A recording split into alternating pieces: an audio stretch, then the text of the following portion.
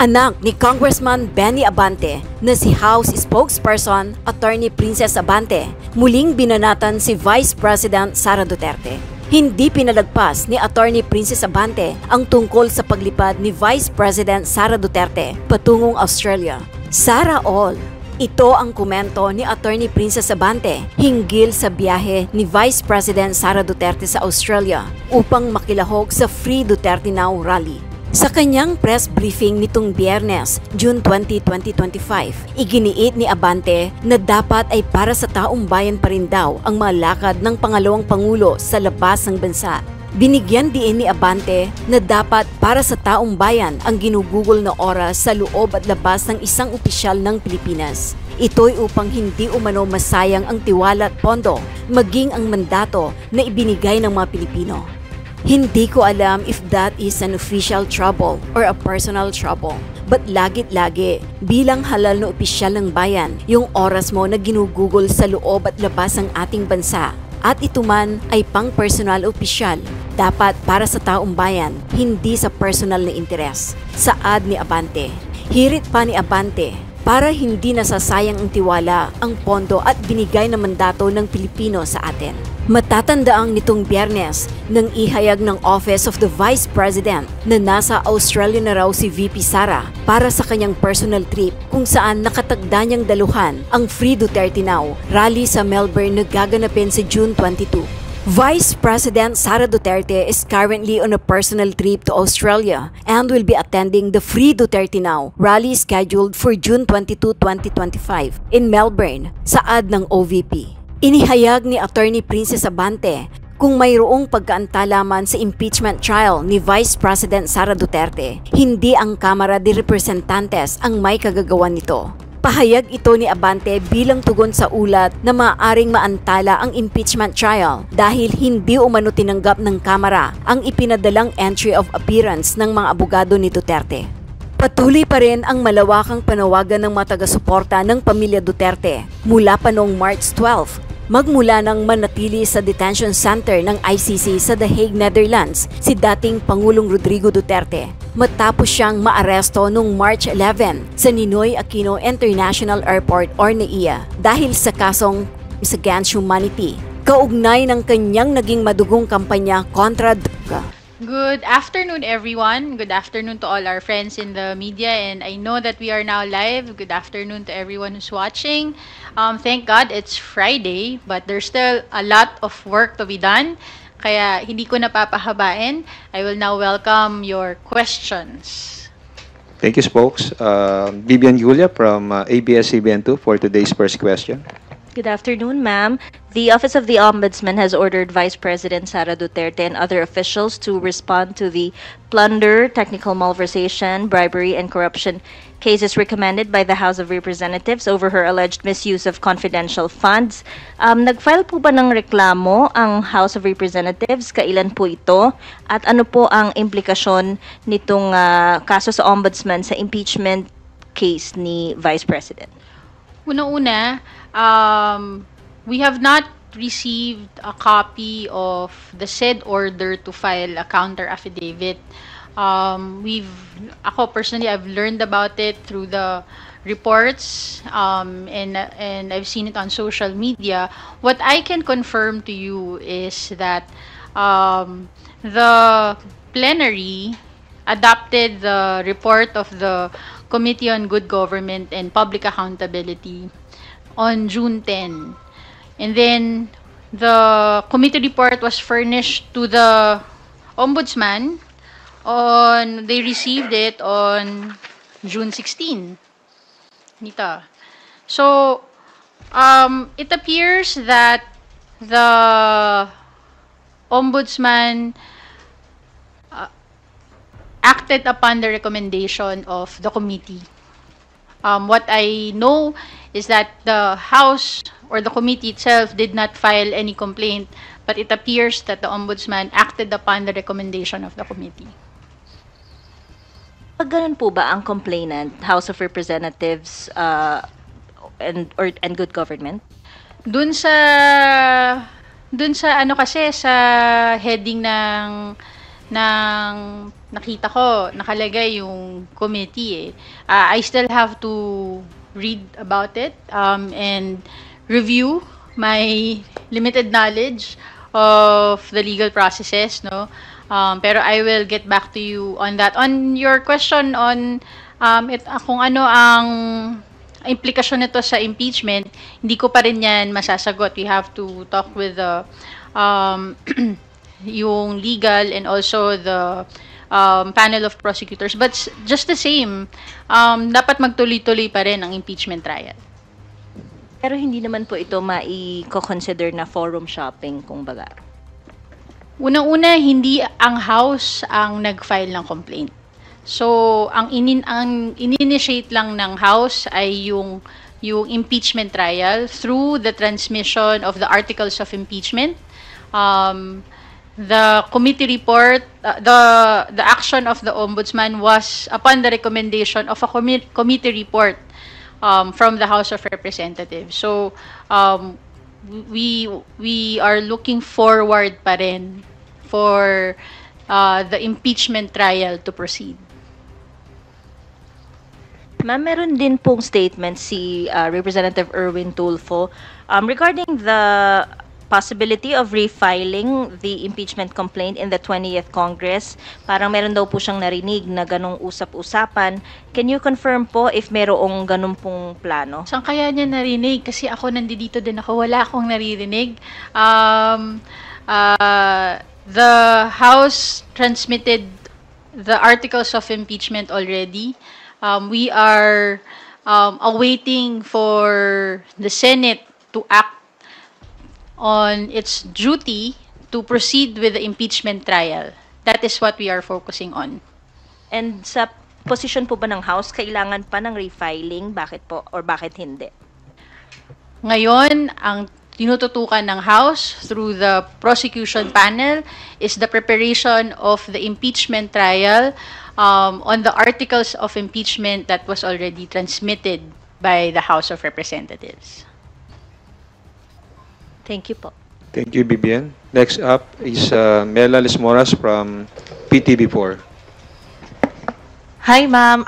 Follow-up lang po kay Ate Vivian kanina. Sabi nyo, hindi ang House ang complainant. So, sino po dapat yung complainant, ma'am? Well, the Ombudsman can initiate investigations on their own.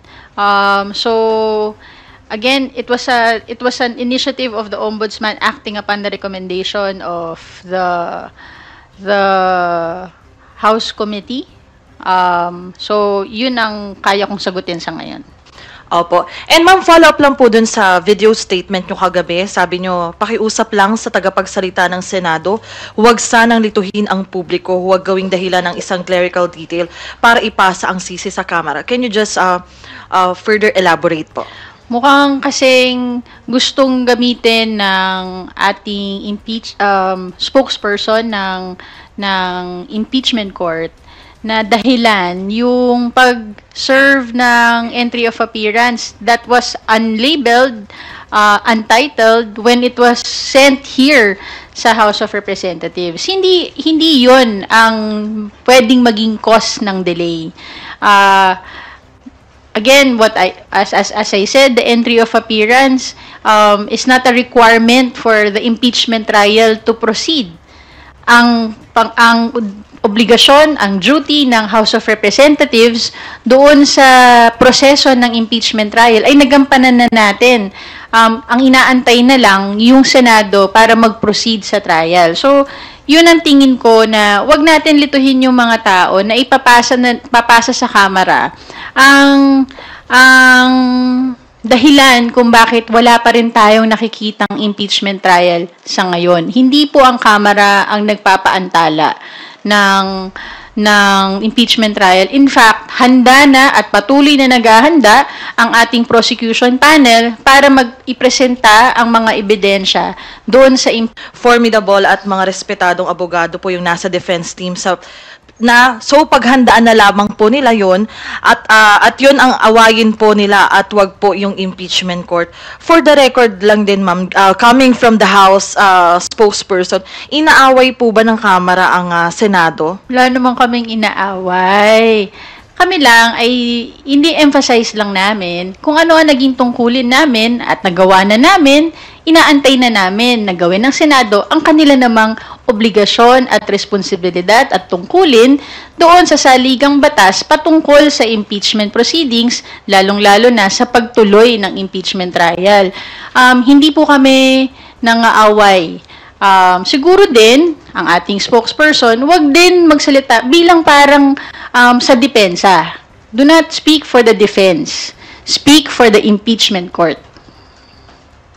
Opo. And last follow-up na lang, ma'am. Kasi, ayun nga, na-interview kasi si, na-interview din si Attorney Odi Bukoy sa isang show sa ABS. At ang sabi nga niya dito, parang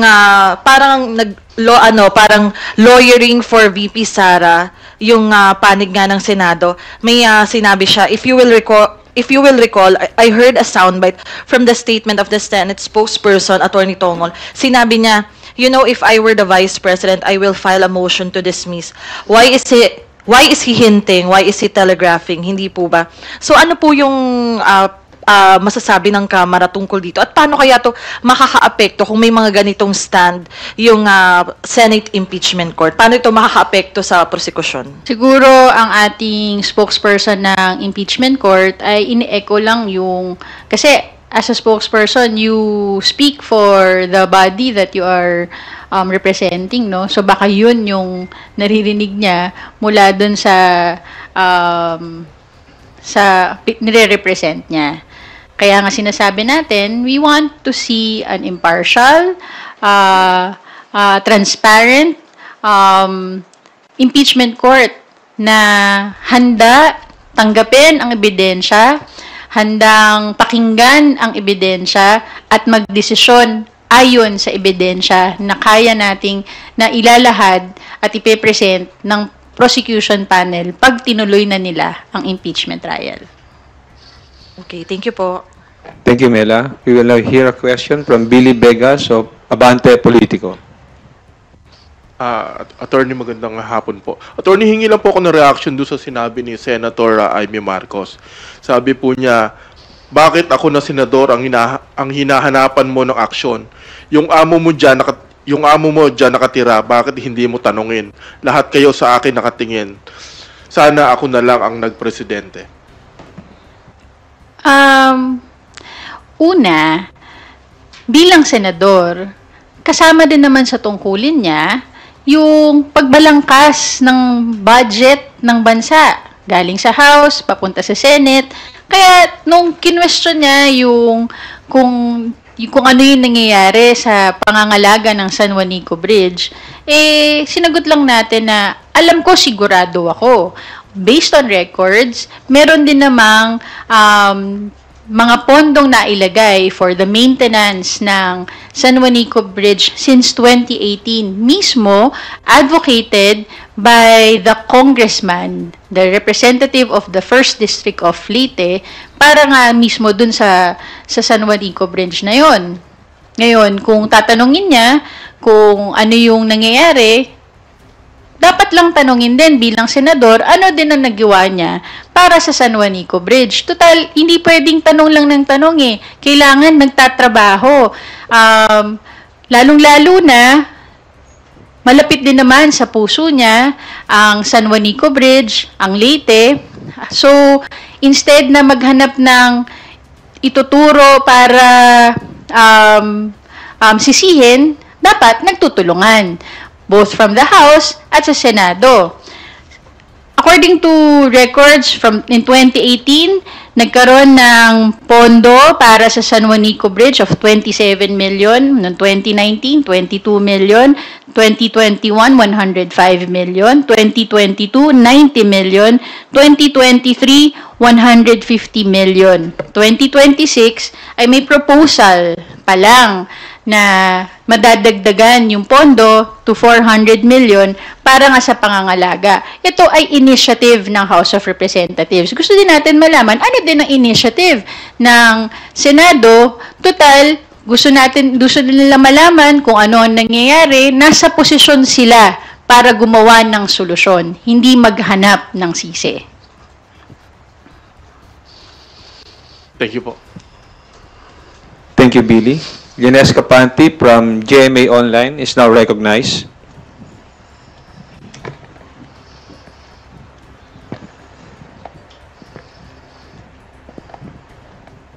Good afternoon po, ma'am.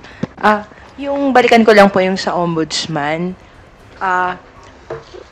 Tama po ba yung interpretation na you see the ombudsman's action as acting upon the recommendations, not on the complaint?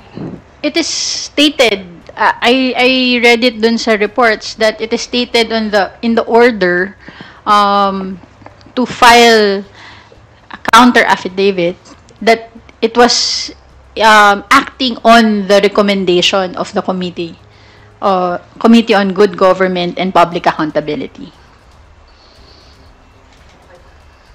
So, pero kasi nakalagay din po dun sa first page, complainant yung committee. So, that's why... Yun yung medyo heading nga yun eh. Opo. Pero, again, kung merong naging complaint na final ang committee, wala po akong pagkakaalam na may complaint na final. Ang meron po kaming pinadala sa ombudsman ay yung pag-furnish sa ombudsman nung committee report na na-adapt ng plenary nung huling 19th Congress. So, the heading may state that way, but the body states otherwise, that it was the ombudsman acting on the recommendation of the committee. Okay. Ma'am, follow-up lang po. The ombudsman's tenure, the current ombudsman's tenure is about to end by end of July, I understand. So, do you find the timing, of apparent motu proprio investigation, do you think the current ombudsman has enough time to conduct the probe? Well, the person will not be the one to do the investigation. It is the body that will conduct the investigation, the ombudsman as the institution. So, if the institution starts its investigation, it will proceed regardless of the personalities in it. Last na lang po. Are you not worried that, maybe there's a possibility na i-dismiss ng ombudsman yung findings ng committee? Mag-release sila ng ruling na this has no basis even before the impeachment trial could proceed? The recommendation of the committee, naniniwala naman din ako na nung naglabas sila ng recommendation na yon ay meron silang sufficient evidence to make that recommendation from the hearings that they conducted. So, I will leave it at that. Again, wala pa kaming kopya nung order. So, hindi ko rin masasagot yung ibang matters tungkol dun sa issue ng ombudsman. Thank you, Linesca. Isa Bendaño Umali from GMA DCBB. Please proceed with your questions. Magandang hapon po, Attorney. Your reaction lang po kasi bumiyahe po si Vice President Sara Duterte papuntang Australia at kabilang daw po sa itinerary niya, sasama siya or makikilahok siya dun sa rally, Free Duterte Now. So ano pong reaction dito ng House? Thank you po. Sarah all. Pero alam nyo, hindi ko alam kung if that is an official travel or if it's a personal travel. But, lagit-lagi bilang halal na, opisyal na bayan, yung oras mo na ginugugol sa loob at labas ng ating bansa, at ito man ay pang personal o opisyal, dapat para sa taong bayan, hindi sa personal na interes. Para hindi nasasayang ang tiwala, ang pondo, at binigay na mandato ng Pilipino sa atin.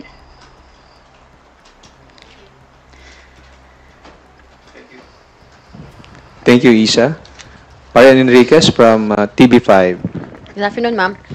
Sorry, Ma'am, I just have to ask. Kasi has this always been the practice? Like yung questions about the ombudsman filing na ang complainant daw ay ang good government. Kasi I don't know kung ano yung nangyari doon sa Quadcom report na nirekomendahan din na filean po ng crimes against humanity paglabag daw po sa Republic Act 9851.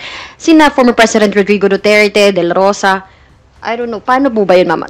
Also, do you have any info about that? Kung yun ba, inaksyon na ng ombudsman? Wala pa akong information tungkol dyan. Ang alam ko lang, dun sa recommendation ng Committee on Good Government, may listahan naman ng mga recommendation of criminal, civil, and administrative cases. I cannot speak on the history of the Ombudsman on initiating their own investigations based on various committee recommendations. But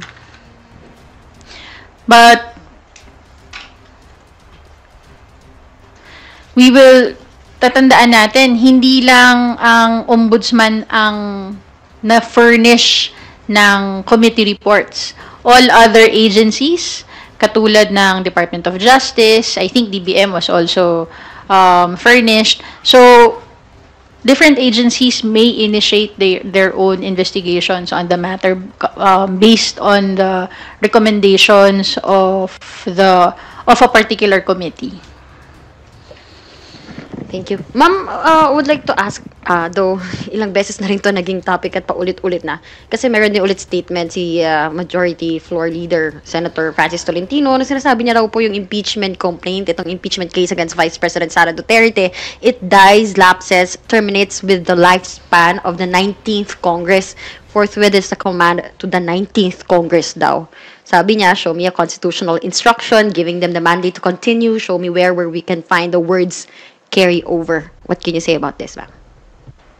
Very clear, well, mukhang dissenting opinion po yung binibigay ni Senator Tolentino. Nakalagay naman sa Constitution ang obligasyon, ang duty ng Senate is to try and decide. Totoo na walang nakalagay to carry over, pero hindi rin sinabi na matitigil siya pag natapos ang session. We have to remember the Senate is a continuing body kung tutuusin. So, if there's an institution that can continue their duties beyond the sessions, the Congress, mukhang ang Senate din yun. Again, the House maintains its position that the Senate may try and decide the impeachment proceedings. Tuloy-tuloy po ito. Walang tigil. Hanggang matapos ang pag-present ng ebidensya, matapos ang pagkakataon ng depensa na mapagtanggol ang kanyang sarili, hanggang matapos yung pagkakataon ng mga senator judges na mag-decide dun sa merits ng kaso. Mambalikan ko lang po what you mentioned earlier.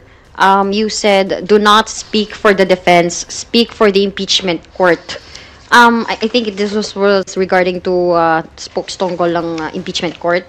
You also reacted on yung sinabi po ni Spokes Bukoy doon nga kay against Tonggol. Sabi mo, as a spokes, you speak for the body that you are representing. Yun yung tingin ni Attorney Bukoy. Kayo rin po ba? Tingin nyo, yun yung ginagawa ni Tonggol? He's speaking for the defense team.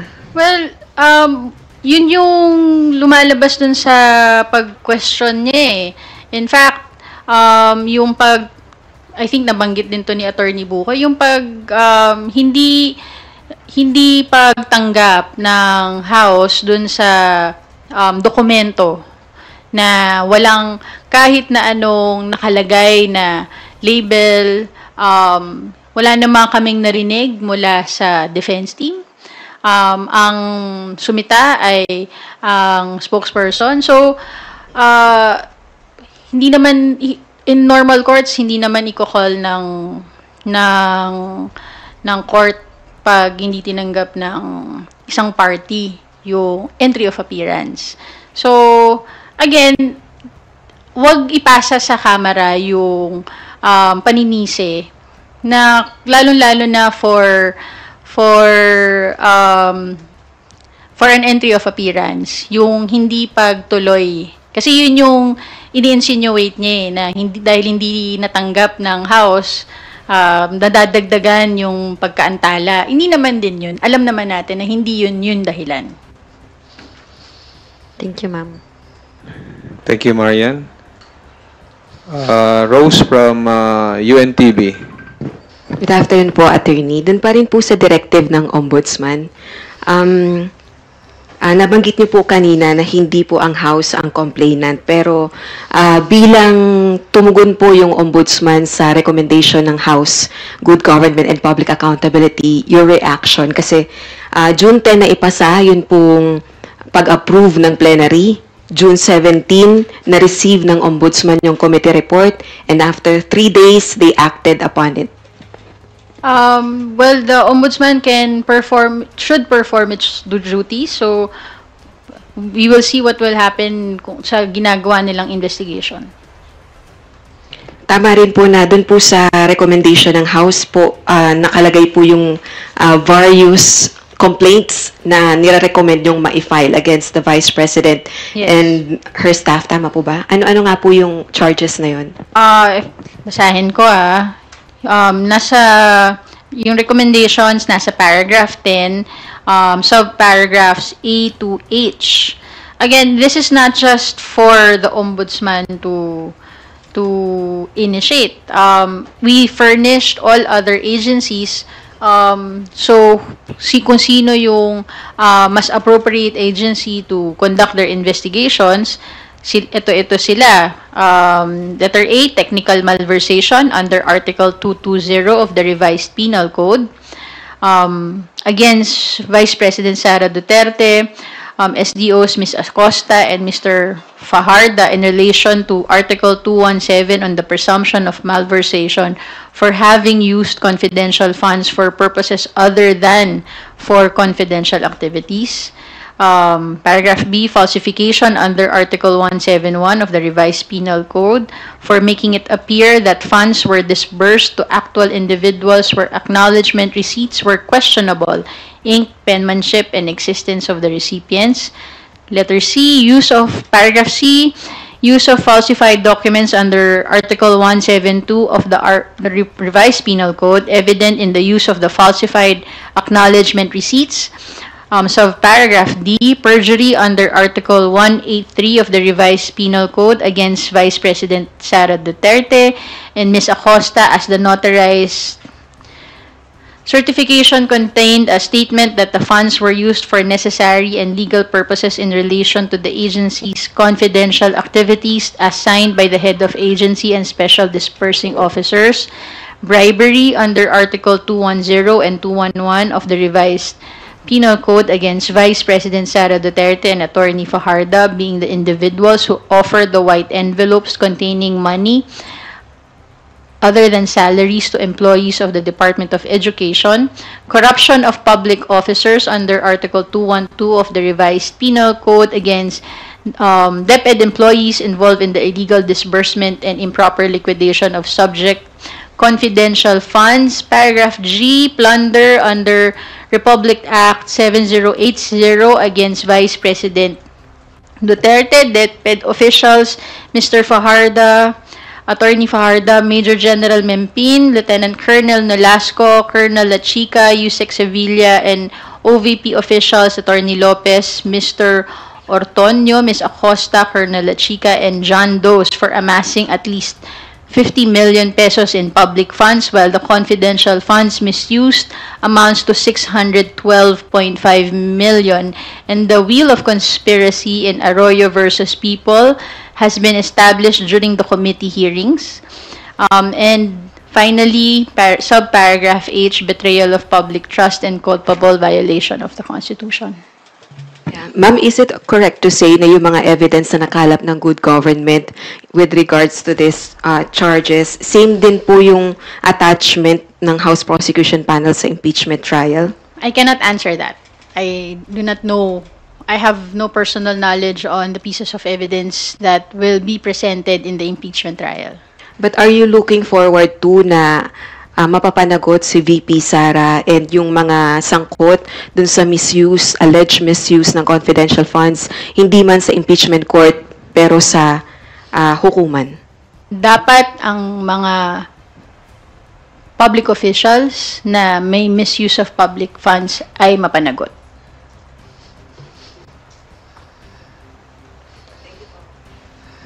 Sorry, last na lang Kuya Ray.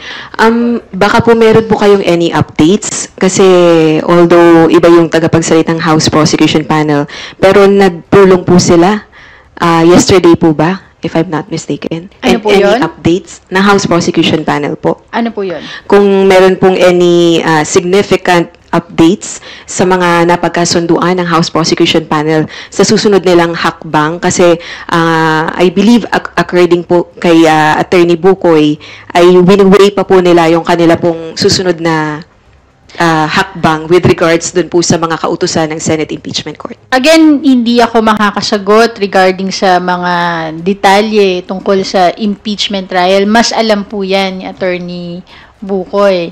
Pero siguro mas maganda siya yung maitatanong nyo. Definitely handa ang prosecution panel sa pag-present ng ebidensya. And I would like to think, at tingin ko din naman na mas komprehensibo yung ipe-present ng impeachment prosecution panel ng mga ebidensya. Baka nga makabuti sa ombudsman kung sila ay susubaybay sa impeachment trial.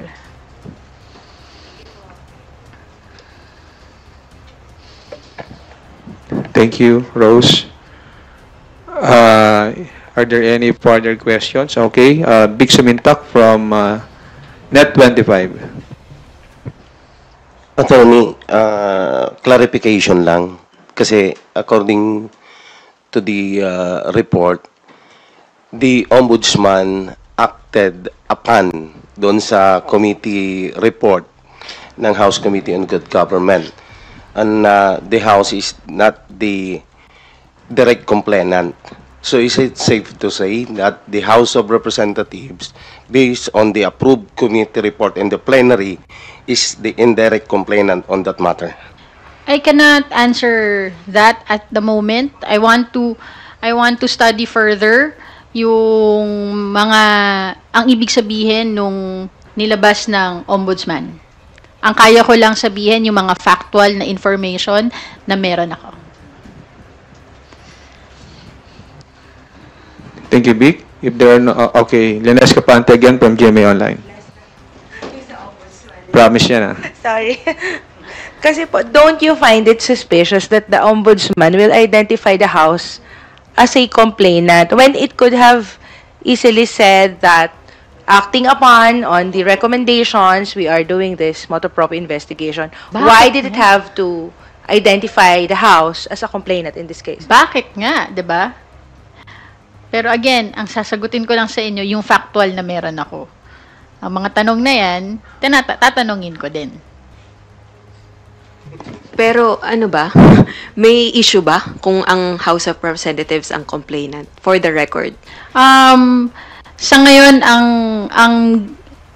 again, ang ginawa lang kasi ng House is to furnish them of the committee report. Kaya gusto ko munang tignan mabuti yung saan nanggaling yung pag-identify na ang House yung complainant. Sa record ng House, wala pa kayo na-encounter na ganito? Kaya nagtataka rin ba talaga kayo? Ako hindi ko masasagot. So I have to confer with the House officials to check on this. Wala rin po binibigay sa media, sa ibang media outlet, wala pong binibigay na kopya yung ombudsman. Wala din po kami. Tatanungin niyo ba yung ombudsman, ma'am? Wala pa po akong kopya so susulat kayo sa ombudsman para malinawan? Malalaman ko mamaya siguro. Aalamin ko muna kung ano yung hangga't wala akong kopya, hindi ko mapapaliwanag kung ano yung pinanggalingan nung sa ombudsman. Ang kaya ko lang masagot ay kung ano yung meron kami on record. But what was running through your mind when you saw that document? Kasi kanina when Nacelle was asking you, bakit nga? So, ano po yung nasa isip niyo na nabasa niyo? Well, ano yung gusto mangyari dun sa investigation siguro, pero sa ngayon kailangan ko munang tignan mabuti kung saan nanggaling yung paglagay ng kung ano for my personal consumption po ito kung paano nailagay ang House as the complainant. Ma'am, another clarification. Since the ombudsman, inilagay nila as complainant on their motu proprio actions regarding the committee report, na according to you, as of this time, hindi kayo complainant. May pinopoint yata, if I'm not mistaken, Nacelle, na suspicious ba yun? Dahil baka ang House, because of the pending impeachment against the Vice President, forum shopping. Kaya inuulit ko, hindi ang House ang nag-initiate ng complaint. We transmitted the committee report that was adopted by the plenary to the Ombudsman. Again, I can only give you factual information as of the moment. One last point, ma'am. Hindi ba kayo nagdududa na Ombudsman Martires was Duterte appointees at saka retirable na siya, tapos now he is doing this, na medyo lahat kayo na surpresa din? No comment. Pero ma'am, nakausap niyo na sina Kong Chua and other Kongs na member ng Good Government Committee. Nagulat din ba sila? Nagtataka rin ba sila? As far as Congressman Joel Chua, wala siyang final na complaint. Reaction niya, ma'am? Nagulat, nagtataka rin siya? Again, ang alam lang ni Congressman Joel Chua, wala siyang final na complaint. Committee report, meron silang natapos. Okay, with that, we're now wrapping up and conclude. Before we conclude, may question pa? Wala na.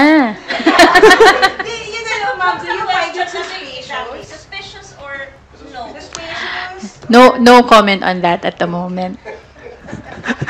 Okay, pakinggan na po na. You were raising questions then kanina earlier, ma'am. Again, that's for my own consumption. Bakit nga? Pero again, no comment on the question if it's suspicious. No comment eh.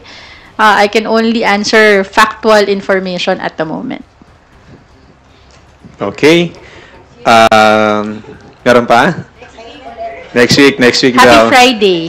Happy Friday. Ma'am, baka may pangwakas na...